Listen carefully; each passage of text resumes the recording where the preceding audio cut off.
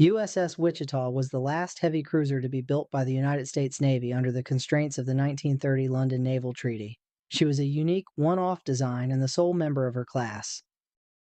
Originally intended to be the final ship of the New Orleans class, Wichita's design was altered as U.S. designers sought to bring all of the elements that the U.S. Navy liked about her predecessors into one design, while at the same time rectifying the problems that had been exposed in those classes, namely their lack of armor, slow-firing main batteries, and underwhelming anti-aircraft batteries, all while still adhering to the 10,000-ton treaty limit. In order to achieve this, a departure from what had become the norm was needed. Since U.S. naval architects already had a design that they liked in the Brooklyn class and believed a heavy cruiser derived from this design could work, they chose to rework the 8-inch gun house of Wichita's predecessors and place it on a hull derived from the Brooklyns. While reworking the gun house, they also rectified the dispersion problems that had plagued her predecessors. Ultimately, the fact that she was sort of a test hull prevented additional members of her class from being built. Instead, the U.S. Navy chose to focus their efforts into the Baltimore class, which, due to the breakdown of the treaty system in the late 1930s, were void of all restrictions and thus had the size and tonnage needed to fully meet all of the operational demands that the Navy sought in a heavy cruiser. Overall, Wichita was 608 feet long, had a beam of 61 feet, and displaced a little over 10,000 tons. As I previously mentioned, she was equipped with a main battery of 9 8-inch 55 caliber guns which were housed in 3 3-gun turrets. With a maximum elevation of 41 degrees, they could send an armor-piercing shell over 30,000 yards. Instead of the outdated 5-inch 25 caliber anti-aircraft guns that were found on her predecessors, Wichita was equipped with the new 5-inch 38 caliber dual-purpose gun, which could be used against both air and surface threats. She had 4 of these located in open single mounts and 4 in enclosed mounts. Her light anti-aircraft battery at the time of her commissioning consisted of 8 50 caliber machine guns. Wichita's main armor belt was 6.4 inches thick over her vital spaces, which was a 1.4-inch improvement over the New Orleans class, the class she had initially been a part of.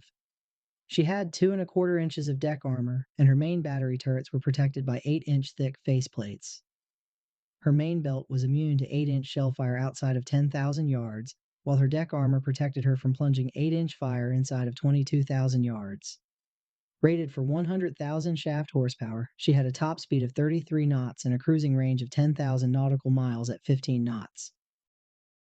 Wichita's keel was laid down in October of 1935 at the Philadelphia Navy Yard, and she was launched 2 years later in November of 1937.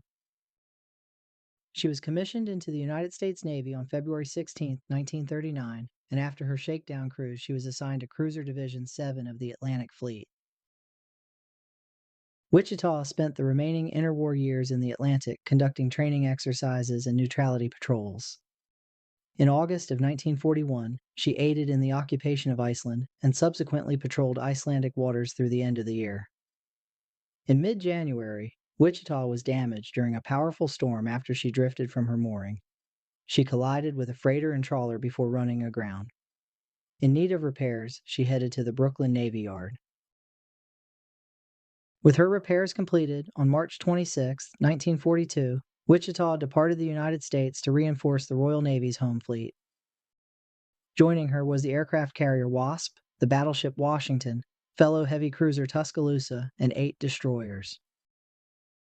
After arriving in Scapa Flow, the American ship spent several weeks training with their British counterparts before getting underway in late April to escort Arctic-bound convoys. In May and June, she patrolled the Denmark Strait and escorted several convoys as they passed through her patrol area. Later on in June, she provided distant cover to convoy PQ-17 as it made its way to the Soviet Union. While intelligence indicated that the Germans were organizing a task force to attack the convoy, the raid never materialized, and instead the convoy was attacked by U-boats in the Luftwaffe. Wichita was forced to New York for repairs in late July after experiencing propeller shaft vibrations. Upon the completion of this work, she got underway in late October to participate in Operation Torch. Assigned to the Western Task Force, Wichita was one of the ships handed the job of bottling up the French naval assets inside Casablanca Harbor. At 5:30 a.m. on November 8, 1942, Wichita's men went to general quarters, and an hour and a half later, she began engaging the shore battery on El Hank Point to the west of Casablanca Harbor. Over the next 2 hours, she kept the shore battery busy while the battleship Massachusetts dealt with the incomplete French battleship John Bart that was tied up inside the harbor. Shortly after 9 a.m., the French 2nd Destroyer Squadron attempted to sortie under the cover of a smoke screen. The destroyer Milan ended up beaching herself after being severely damaged by gunfire from Wichita, Tuscaloosa, and Massachusetts. A second attempt was made by the French about an hour later, and it met a similar fate. Wichita then shifted her attention back to the El Hank battery, and just after 11:30 she was struck on her port side by a 194 mm shell, which detonated inside a living compartment. Fragments injured 14 men in all, but none seriously, and the resulting fires were quickly extinguished. As this was going on, she had to take evasive maneuvers to avoid 2 torpedoes that had been fired by a French submarine. Not long after this series of events, Wichita took a French light cruiser under fire and aided in her destruction, and with that, her day was done. She spent the next few days patrolling the North African coast before being dispatched to the Brooklyn Navy Yard on November 12th for repairs. Wichita got underway for the Pacific Theater near the end of December, and her first action against her new enemy came during the Battle of Rennell Island. On the evening of January 29, 1943, her task force came under aerial attack while operating to the south of Guadalcanal. The heavy cruiser Chicago was struck by 2 torpedoes within a minute. Wichita was attacked as well, and she had a torpedo run parallel to her off her starboard beam, while another one headed directly for her. Fortunately, this torpedo, which did strike her, proved to be a dud. Chicago was later taken under tow by the heavy cruiser Louisville, and the formation attempted to retire from the area. However, the next afternoon Chicago took 4 more torpedoes and quickly sank. In mid-April, Wichita was ordered back to Pearl Harbor where she was dispatched to the Aleutian Islands. She arrived in Adak during the 3rd week of April and immediately led an offensive sweep to the west and northwest of the island of Attu. During May and June, Wichita patrolled the Alaskan sea lanes with the battleships New Mexico and Nevada. She then shelled Kiska Island on July 6th and again on the 22nd. 5 days later, on the evening of July 27th, malfunctioning radar equipment led to the Battle of the Pips. Wichita, 2 battleships and 2 other heavy cruisers expended over 1,000 rounds of ammunition into an empty sea. A search the next morning found nothing. No oil slicks, no debris, and no survivors. Japanese records later confirmed that none of their warships were actually within 200 miles of Wichita's task force that evening.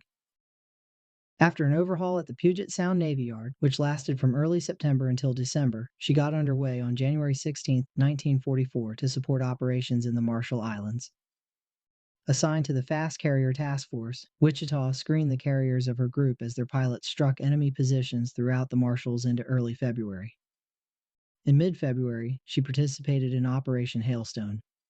She then supported carrier strikes against Japanese installations in the Palau Islands in late March, as well as strikes in the vicinity of Hollandia on the northern coast of New Guinea in mid-April. Her task group then struck Truk Atoll again on April 29th, and the next day Wichita shelled Japanese positions on nearby Satawan Island. After a few weeks of rest and upkeep, Wichita got underway in early June for operations in the Mariana Islands. On the 15th, she began pummeling Japanese installations along the southern coast of Saipan. The next day, she shelled Japanese positions on the west coast of Guam before returning to Saipan late in the day. On the 18th, Wichita was reassigned to Task Group 58.7, which was under the command of Vice Admiral Willis Lee.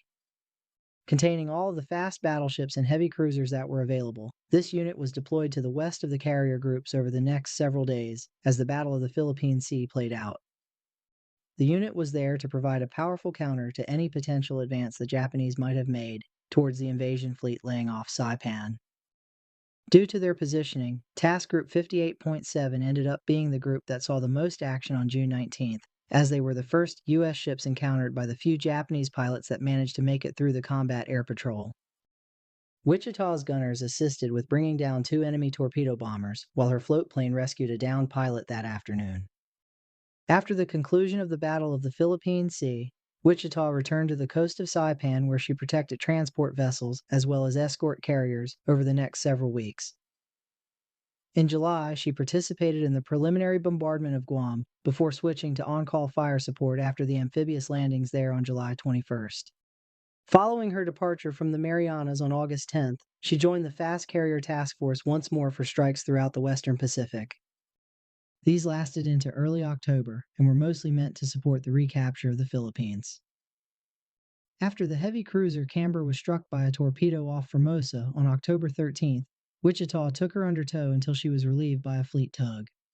She subsequently escorted Canberra out of harm's way before rejoining the Fast Carrier Task Force on October 21st off the coast of southern Luzon. Her task group then proceeded south to Leyte to support the amphibious operations there. As the Battle of Leyte Gulf intensified on October 24th, Wichita's task group launched airstrikes against the advancing Japanese Southern Force before turning north later that day to engage the Japanese Northern Force. Off Cape Engano the next day, after carrier strikes had depleted the Northern Force somewhat, Wichita moved in and helped sink the light carrier Chiyoda and the destroyer Hatsuzuki.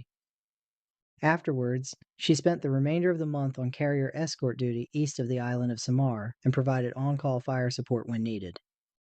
Wichita continued operating in the Leyte area until the middle of November when a broken propeller shaft forced her back to the west coast for repairs. She rejoined the fleet on March 20th at the Ulithi anchorage and was subsequently assigned to the fire support group for the invasion of Okinawa. Her first action of the campaign came on March 25th when she covered minesweeping operations off Hagushi Beach. Over the next week, she shelled Japanese positions and installations in her sector and fended off numerous air attacks. On the evening of April 6th, a Japanese Zero broke through the clouds and made a run on Wichita. A burst from one of her portside 20mm guns shot away the Zero's tail. Its 500-pound bomb fell harmlessly into the sea, but the Zero's wing clipped the cruiser on its way down. 11 men were wounded, but the ship received only minor damage and remained on station. Over the following days, she continued to bombard Japanese defenses on the island until she retired to replenish on April 10th. Wichita spent the rest of April and early May on the gun line off Okinawa. On May 12th, she was struck by friendly fire. A 5-inch round struck her portside catapult, killing 1 man and wounding 11 others. She departed for Leyte soon thereafter, where she remained until mid-June. Upon her return to Japanese waters, she covered minesweeping operations to the west of Okinawa.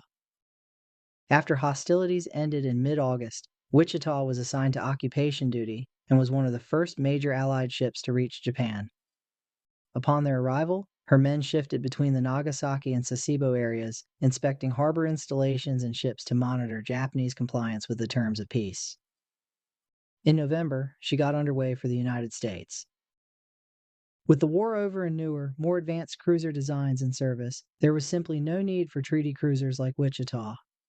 As such, after reaching the Philadelphia Naval Yard on February 14th, she was placed into the Atlantic Reserve Fleet. She was formally decommissioned a year later. Stricken from the Naval Vessel Register on March 1, 1959, she was sold later that year to the Union Minerals and Alloys Corporation and was subsequently broken up. Wichita earned 13 Battlestars for her World War II service. So, was Wichita actually an improvement over the treaty cruisers that came before her, or did she once again expose the limits of treaty-era warship design? Be sure to drop your comments below and let me know what you think. If you made it this far, thank you so very much, and if you enjoyed my video, please think about subscribing to the channel. Thank you, and I'll see you in the next video.